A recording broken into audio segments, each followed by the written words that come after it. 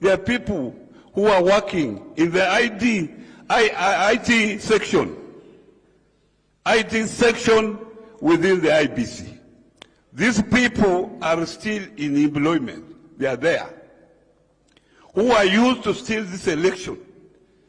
And I feel one of the recommendations is to scrap the entire IBC as it happened before, so that from the sweeper up to the chairman, they are all sent home, so that we have fresh people, committed Kenyans who are looking for those particular jobs to do them.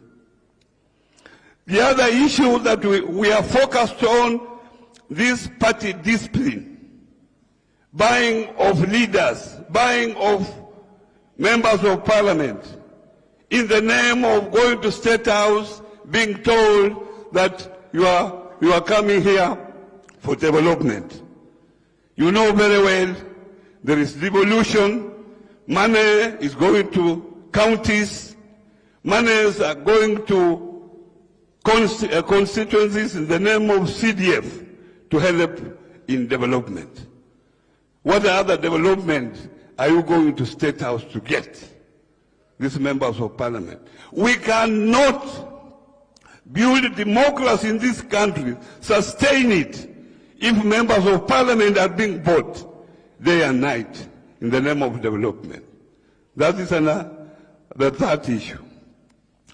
The last issue is the exclusion of other communities from civil service employment. You have seen what is happening. Even you, the youth, because that time, wakati ule, nyinyi vijana ndio mlikuwa mnasema hustler. Muniambie wakati huu, how many youth have been employed? All these people have been employed. From the CSS, from the PSS, and from the CASS. And even those who have been appointed as members of the boards, chairmen of the boards, telling me how many hustlers are there. That is an issue. Because this country belongs to all of us. And we must be included because all of us pay taxes. So we must be included in that. Those are that we are focusing on. But other issues.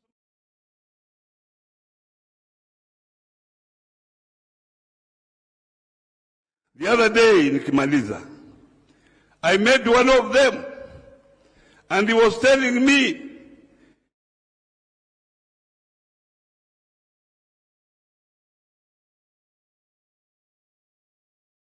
at Uhuru Kenyatta. Nikasema, when we go for this mass action, do we pay the people who come there? Do we transport people who come there? Do we transport them? It is only the address system. You mean these people cannot afford an address system? Do we finance those ladies who pour water on us when there is teargas? We use that water to wipe our eyes. Do we pay them? So which finances is here? And if Uhuru can finance Raila Amolo Odinga this time, how come when Raila was demonstrating against him, who was financing Raila Amolo Odinga? And this is not the first time Raila is leading such a movement. It has happened before. But you Kenyans, as we live here, remember, we have had election disputes from 2007, 2008.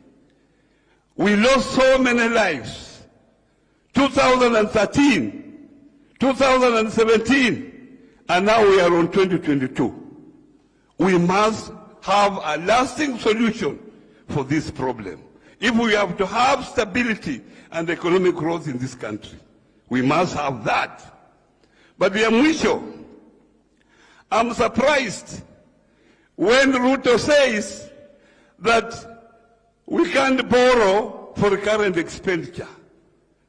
When people are going without salaries, and salaries is a major expenditure within the economy. That's how you grow the economy, by putting more money in the economy through the people. And the salary is the only equitable way of putting money in the economy. And that's why 2009, 2007, 2008, when we had problems here in Kenya, we had to come up with economic stimulus so that we pour more money in the economy to grow the economy so that people can get employment. Asante sana. Thank you very much. I think that was our last speaker before I now bring our main speakers. And I will be requesting Adam the law that after mama na baba wakishaongea tutakuwa tumemalizia hapo, so nitaomba ya kwamba resolutions zetu Suba Churchill will read for us so that when I bring mama alete baba tufungie hapo.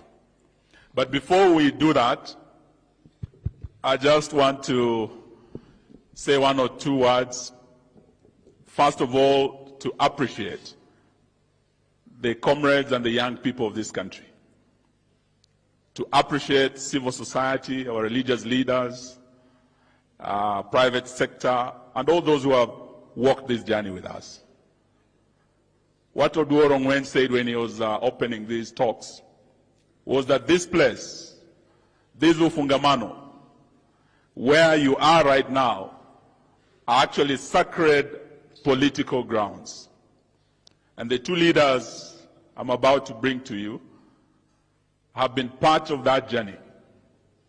I was a young man here, about 21, when I was a student at this university, when I saw Kina Martha Karua and Raila Odinga Kina Orengo with some of our leaders, patriots who have left us, Kina Jaramogi, Kina Muliro, Kina Shikuku. They've all gone now, Kina Matiba, Rubia. They used to come here. And they had very deep partnership with the civil society, with the private sector, with the religious sector. We used to meet here. This is where, as a country, we found our true north politically. When we wanted to find our bearings, our compass was right here.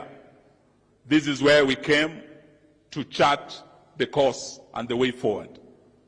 And therefore, I want to thank the organizers of this particular meeting and to thank civil society, because this war cannot be won without you.